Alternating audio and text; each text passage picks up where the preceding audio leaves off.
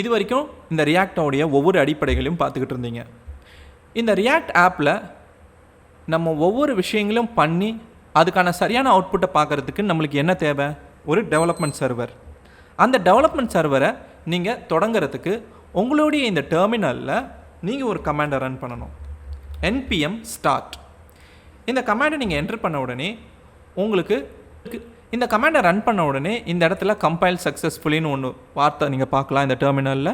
அதோட உங்களுடைய அப்ளிகேஷனானது இந்த யூஆர்லுக்கு தெரிய ஆரம்பிக்கும். நீங்கள் இந்த யூஆரில் ப்ரௌசரில் போய் ஓப்பன் பண்ணி பார்த்தீங்கன்னா உங்களுக்கு இந்த மாதிரி தெரியும். அதோட நீங்கள் நல்லா கவனிச்சிங்கன்னா இது டெவலப்மெண்ட் பில்ட். இது ஏன் டெவலப்மெண்ட் பில்டுன்னு இங்கே நம்ம பார்க்குறோன்னா, இப்போ உதாரணத்துக்கு இந்த ஒரு ஆப் ஜேஎஸ்ன்னு இருக்குது, அதில் H1 ஹெட்டிங்கு நீங்கள் இருக்குது. அதுதான் இங்கே உங்களுக்கு அவுட்புட்டில் இந்த டேபிளாக தெரியுது. டேபிள்ன்ற வார்த்தை H1 ஹெட்டிங்காக தெரியுது. இப்போ நான் இதை H3 ஹெட்டிங்காக மாற்றும் போது சேவ் பண்ணுறேன். உடனே போய் பார்த்தா அந்த H1 ஹெட்டிங் போய் இந்த டேபிள் இப்போ H3 ஹெட்டிங்காக தெரியும். இப்போ நீங்கள் பார்த்தது உடனுக்குடனே இங்கே நடந்த ஒரு மாற்றம். அதை நீங்கள் உடனே இங்கே ஸ்க்ரீன்லேயும் பார்த்தீங்க இல்லையா? இதுக்காக தான் உங்களுக்கு டெவலப்மெண்ட் பில்டுன்னு இங்கே அவங்க சொல்கிறாங்க. ஆக நீங்கள் பார்க்குறது ஒரு டெவலப்மெண்ட் பில்டுக்கான அவுட்புட். அப்போ நீங்கள் நினைக்கலாம் டெவலப்மெண்ட் பில்டுனா அது இந்த மொத்த ஜாவாஸ்கிரிப்ட் ஃபைல், அதாவது இந்த example.js, app.js, form.js, index.css இது எல்லாத்தையும் ஃபைல்ஸாக கொண்டு வந்து இங்கே காட்டியிருக்கா பின்னாடி அப்படின்னு நீங்கள் நினைக்கலாம். அதெல்லாம் கிடையாது. நீங்கள் என்ன பண்ணலான்னா உங்களுடைய டெவலப்மெண்ட் டூல்ஸை ஓப்பன் பண்ணிக்கோங்க. Ctrl+Shift+I இதை ப்ரெஸ் பண்ணிட்ட பிறகு எலிமெண்ட்ஸுன்ற இந்த டேபுக்குள்ளே போனீங்கன்னா உங்களுடைய இந்த HTML தெரியும். இந்த HTML இங்கே கிடையாது. இதோ இந்த பப்ளிக்ன்ற இடத்துல இந்த index.html இருக்கும். இங்கே நீங்கள் நல்லா கவனிச்சிங்கன்னா உங்களுக்கு இந்த ஹெட் டேக்குள்ளே எந்த ஒரு ஸ்கிரிப்ட்டுமே இருக்காது. பார்த்தீங்கன்னா சாதாரணமாக தான் இருக்கும். அதுக்குள்ளே ஒரு பாடி, அதுக்குள்ளே இந்த ரூட்டுன்ற ஐடியா கொண்ட ஒரு டிவ் மட்டும் தான் இருக்கும். அந்த ரூட்குள்ளே தான் உங்களுடைய இந்த ஆப் ஆனது தெரியும்.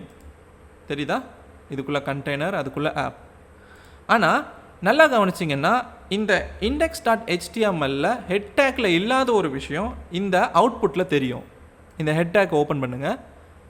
இங்கே ஸ்கிரிப்டுன்னு சொல்லிட்டு ஒரு HTML டேக் தெரியுது. அது bundle.jsன்னு சொல்லிட்டு ஒரு ஸ்கிரிப்டை இங்கே காட்டியிருக்கு. இதுதான் உங்களுடைய மொத்த ஆப்பையும் கொண்டு இருக்கிற ஒரு டெவலப்மெண்ட் பில்ட். இதை ஓப்பன் பண்ணி பார்த்தீங்கன்னா இதுக்குள்ளே இருக்கிறதெல்லாம் ஜாவா ஸ்கிரிப்டாக தான் இருக்கும். புரியாத ஜாவா ஸ்கிரிப்டாக இருக்கும். இது உங்களுடைய மொத்த ஆப்பையும் கொண்டு இருக்கக்கூடிய ஒரு ஜாவா ஸ்கிரிப்ட் ஃபைல். ஆனால் ஒரு டெவலப்மெண்ட் பில்டுன்னு சொல்லலாம். ஏன் இந்த டெவலப்மெண்ட் பில்டுன்னு சொல்கிறோன்னா இதுக்குள்ளே உங்களுடைய டெவலப்மெண்ட்டுக்கு சம்மந்தமான சில லைப்ரரிஸும் இருக்கும். அது எல்லாமே உங்கள் டெவலப்மெண்ட் பிரச்சனையை இன்னும் எளிமையாக தீர்த்து வைக்க உதவி செய்யும். என்ன அப்படி உதவி செஞ்சிட போகுது அப்படின்னு நீங்கள் கேட்கலாம். அதுதான் இந்த ஆப் ஜேஸில் இப்போ நான் H3 ஹெட்டிங்னு முடிச்சிருக்கேன் இல்லையா? இப்போ இதை ஒரு வேளை நான் H1 ஹெட்டிங்காக முடித்து சேவ் பண்ணேன்னா இது இப்போ ஒரு எரர். அது இங்கே தெரியறதை விட இந்த ப்ரௌசரில் போய் பாருங்கள், இங்கே உங்களுக்கு அந்த எரருக்கான ஒரு ட்ரேஸ் தெரியும். இப்போ இதை பார்த்துட்டு நீங்கள் ஓகே இந்த ஆப் ஜேஎஸில் அதுவும் இந்த லைனில் நான் வந்து ஒரு தவறு செஞ்சுருக்கேன்னு நீங்கள் புரிஞ்சுக்கிட்டு அந்த தவறை போய் நீங்கள் சரி செஞ்சுக்கலாம். இப்போ அந்த அவுட்புட் உங்களுக்கு பழைய மாதிரி வந்துடும். ஆக உங்களுக்கு பிரச்சனையை தீர்த்துக்கிறதுக்காக தான் இந்த டெவலப்மெண்ட் பில்டானது உருவாக்கப்படுது. மொத்தத்தில் இந்த ஆப்பை டெவலப் செய்கிற வரைக்கும் நீங்கள் பயன்படுத்துகிறதால தான் அவங்க உங்களுக்கு இந்த டெர்மினலில் இது ஒரு டெவலப்மெண்ட் பில்ட் அப்படின்னு நீங்கள் குறிப்பிட்டிருக்காங்க. சரி, இது டெவலப் செய்கிற வரைக்கும் தான் உங்களுக்கு பயன்படும் அப்படின்றது உங்களுக்கு புரிஞ்சிருச்சு. இப்போ இதே எரர் உங்கள் லைவுக்கு வந்துடக்கூடாது அப்படின்னு நீங்கள் நினச்சிங்கன்னா நீங்கள் எல்லாத்தையுமே இங்கே சோதனை செஞ்சுட்டு உங்களுடைய ப்ரொடக்ஷன் பில்டை கொண்டு வரணும். ப்ரொடக்ஷன் பில்டை நீங்கள் இந்த இடத்துல கொண்டு வரணும். ப்ரொடக்ஷன் பில்டுனா என்ன? உங்களுக்கு பேர்லேயே தெரியும். நீங்கள் கடைசியாக உங்கள் ஆப்பை முடிச்சுட்டு எங்கே போடுவீங்க? உங்கள் கிளைண்ட்டோடைய ஏதாவது ஒரு சர்வர் அல்லது ஒரு ப்ரொடக்ஷன் சர்வர்னு கூட சொல்லலாம். உங்களுடைய ஆப்பை ரன் பண்ண போகிற கடைசி இடம் அதுதான். அப்போ அந்த இடத்துக்கு தேவை தான் இந்த ப்ரொடக்ஷன் பில்டு. இது கிட்டத்தட்ட இந்த டெவலப்மெண்ட் பில்டு மாதிரியே தான். அதுக்கு என்னென்ன ஃபைல்ஸ்லாம் தேவைப்பட்டுச்சோ அதே ஃபைல்ஸ் தான் இதுக்கும் தேவைப்படும்.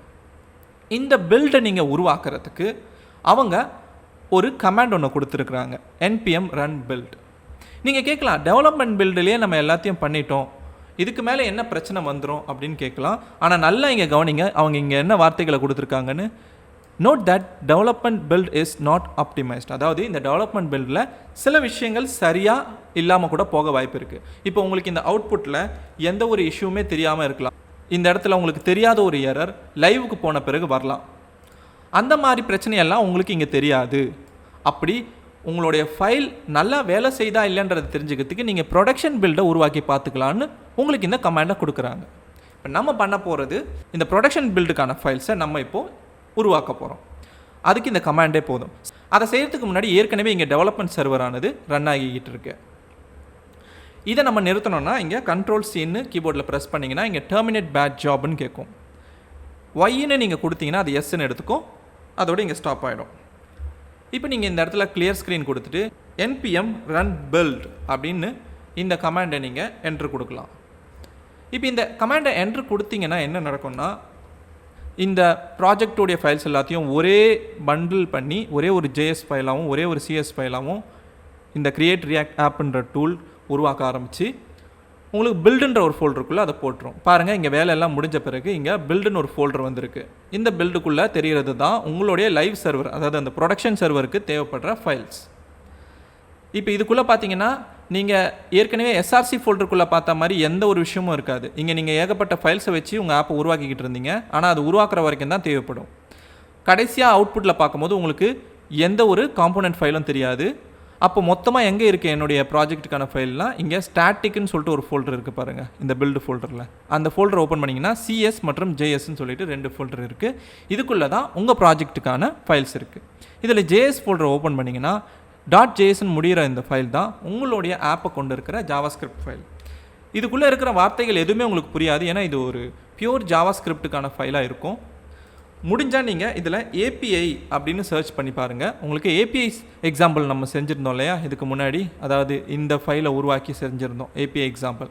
அதுக்கான ஃபைல்ஸ் எல்லாம் இங்கே தெரியுது பாருங்கள். ஆக உங்கள் ப்ராஜெக்ட்டுக்கான கோடை கொண்டு இருக்கக்கூடிய ஒரு JS ஃபைல் தான் இந்த மெயின் அப்படின்னு ஆரம்பிக்கிற இந்த ஃபைல். அதுக்கப்புறம் இந்த ப்ராஜெக்டில் நம்ம CSS எல்லாம் பயன்படுத்தியிருந்தோம்ல, அதெல்லாம் இந்த CSS அப்படின்ற ஃபோல்டருக்குள்ளே .css முடிகிற இந்த ஃபைலுக்குள்ளே இருக்கும். இதெல்லாம் நீங்கள் ஏற்கனவே இந்த ப்ராஜெக்டுக்குள்ளே பயன்படுத்தின CSSலாம் இதுதான். இது இப்போ நான் ரன் பண்ணி பார்க்கணுன்னா நான் ஒரு ப்ரொடக்ஷன் சர்வரை வச்சுருக்கணுமா அப்படின்னு நீங்கள் கேட்கலாம். ப்ரொடக்ஷன் சர்வருக்கு நான் AWS பயன்படுத்தணுமா இல்லை ஒரு க்ளவுட் சர்வரை வாங்கணுமா அப்படின்னு நீங்கள் யோசிக்கலாம். அந்த மாதிரி எதையுமே நீங்கள் செய்ய வேண்டாம். இங்கே உங்கள் கம்ப்யூட்டருக்குள்ளேயே ஒரு ப்ரொடக்ஷன் சர்வர் உருவாக்கி, அதாவது ப்ரொடக்ஷன் சர்வர் மாதிரி ஒன்றை உருவாக்கி நீங்கள் இந்த ஃபைல்ஸை சோதனை செஞ்சுக்கலாம். அதுக்கான வழியும் உங்களுக்கு கொடுத்துருக்காங்க. நீங்கள் npm run buildன்னு கொடுத்த பிறகு கடைசியாக சில தகவல்களையும் அவங்க கொடுத்துருப்பாங்க. அதுதான் இந்த npm install -g servன்னு சொல்லிட்டு. இந்த servன்றது ஒரு நோட் மாடியூல். இது இன்ஸ்டால் பண்ணிங்கன்னா உங்களால் இந்த servன்ற கமாண்டை பயன்படுத்த முடியும். இந்த serv அப்புறம் -s அதுக்கப்புறமா பில்டுன்ற இந்த கமாண்டை கொடுக்கும் போது உங்களுடைய இந்த பில்டு ஃபோல்டரை ஒரு லோக்கல் சர்வராக, வெப் சர்வராக அது இங்கே ரன் பண்ணி ஆரம்பிச்சிடும் உங்கள் கம்ப்யூட்டருக்குள்ளவே. அதுக்கப்புறமா நீங்கள் அதை ஓப்பன் செஞ்சு அந்த URL, அது உங்களுக்கு ஒரு URL கொடுக்கும். அதை ஓப்பன் பண்ணி பார்க்கும் போது உங்களுக்கு உங்களுடைய லைவ் சர்வருக்கான அவுட்புட் என்ன வருமோ அதை காட்டும். சரி, இப்போது நம்ம இந்த 2 கமாண்டையும் இந்த இடத்துல ரன் பண்ணுவோம். முதல்ல இந்த npm install கமாண்டை கொடுப்போம். இது உங்களுடைய கம்ப்யூட்டருக்குள்ளே சர்வன்ற ஒரு பேக்கேஜை குளோபலாக இன்ஸ்டால் பண்ணோம். அதுக்கு தான் இந்த -g. ஆக இந்த கமாண்டை நீங்கள் எந்த இடத்துல வேணாலும் பயன்படுத்திக்கலாம். இப்போ இதுக்கு அடுத்து இந்த சர்வன்ற கமாண்ட், அதாவது serv -s buildன்ற இந்த கமாண்டை நீங்கள் எக்ஸிக்யூட் பண்ணலாம். இதை எக்ஸிக்யூட் பண்ண பிறகு பாருங்கள், உங்களுக்கு உள்ளுக்குள்ளவே உங்கள் கம்ப்யூட்டருக்குள்ளவே ஒரு லைவ் சர்வரானது உருவாக்கப்பட்டுடுச்சு இந்த URLக்கு. இப்போ நீங்கள் இந்த URL ஓப்பன் பண்ணி பார்க்கலாம். புதுசாக நான் ஓப்பன் பண்ணுறேன். பார்த்தீங்கன்னா இப்போ எனக்கு தெரியறது லைவ் சர்வருக்கான ஒரு அவுட்புட். இப்போ நீங்கள் இதில் பார்க்குறது எல்லாமே உங்களுடைய ஃபைல்ஸ் தான். இந்த ஸ்டாட்டிக் ஃபைலில் இருக்கிற அந்த மெயின், ஸ்டாட்டிக்குள்ளே இருக்கிற main.css JS எல்லாமே உங்களுடைய இந்த ஸ்டாட்டிக் ஃபோல்டருக்குள்ளே இருக்கிற அவுட்புட்டை தான் நீங்கள் பார்க்குறீங்க. இதுக்கு தான் உங்களுக்கு இந்த servன்ற ஒரு பேக்கேஜ் தேவைப்படுது. இப்போ இந்த இடத்துலையே நீங்கள் ஏதாச்சும் ஒரு எரர் வருதா, ஏதாவது பிரச்சனை வருதான்னு நீங்கள் சோதனை செஞ்சு பார்த்துக்கலாம்.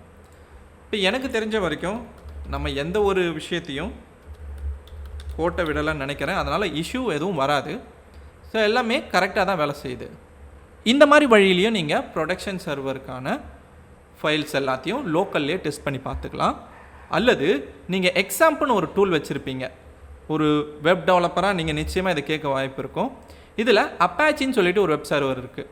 அந்த வெப் சர்வர்லேயும் நீங்கள் சோதனை செஞ்சு பார்க்கலாம். அதுக்கான வழியும் நான் உங்களுக்கு சொல்கிறேன். ஆனால் அதை செய்கிறதுக்கு முன்னாடி நம்ம இந்த சர்வன்ற இந்த ப்ரொடக்ஷன் சர்வரை Ctrl+C கொடுத்து நிறுத்திடலாம். கூடவே இந்த பில்டுன்ற இந்த ஃபோல்டரை நம்ம டெலிட் செஞ்சிடலாம். ஏன்னா இப்போ நம்ம மறுபடியும் ஒரு பில்டு ஃபோல்டரை ஜென்ரேட் செய்ய போகிறோம், ஒரு சில மாற்றங்களை செஞ்சு. XAMPP ஃபோல்டருக்குள்ளே உங்களுடைய ரியாக்ட் ஆப்புக்கான ஒரு ஃபோல்டரை நீங்கள் உருவாக்கிக்கணும்.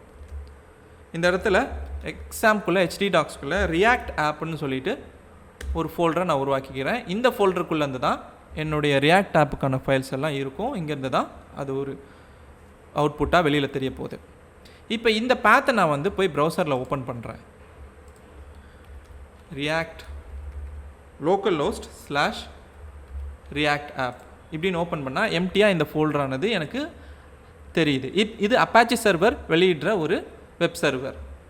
இப்போ இதுக்குள்ளே என்னுடைய ஃபைல்ஸை போட்டு வச்சா அதோடைய URL பாத் என்னவாக இருக்கும்? localhost /react appன்னு தான்.